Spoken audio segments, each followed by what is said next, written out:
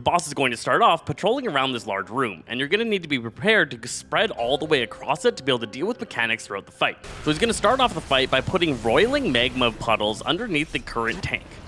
You're going to want to pull him to the side of the room and then drop these on the edges, rotating around either clockwise or counterclockwise, dropping the puddles down on the edges of the room so they don't take up too much of the space you need to work with. When he casts Eruption, several red swirls are going to appear across the room. Players need to run towards each of these different swirls, and then after they erupt into a small magma pool, some little lava globule creatures are going to show up and slowly move in towards the puddle. If they reach it to the center, they empower the puddle for each of these globules that gets there. Players need to run on top of these guys to despawn them and get rid of all three around each of the different pools. So you gotta be prepared to spread out and handle these very quickly.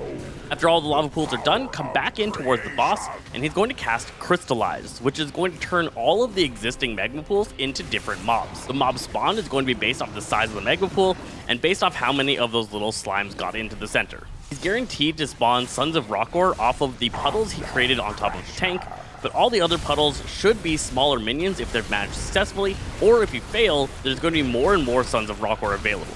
These large Sons of Roccor mobs cast a armor melt onto the current target.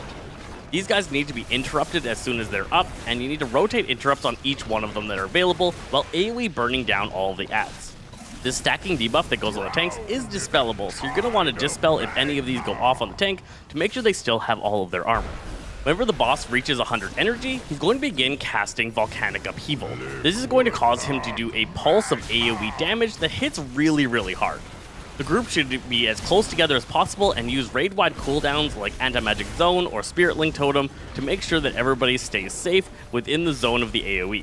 It's very much just a rinse and repeat fight of after every Volcanic Upheaval, bring him back to an edge, let him drop some pools around the outer edge of the room as you move about, handle all the different swirly magma pools and get rid of the adds, and then burn down the adds that do spawn.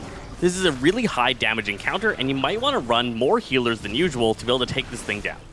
I hope this helped you out. I'm Zesty Precious Games, and we'll catch you guys next time.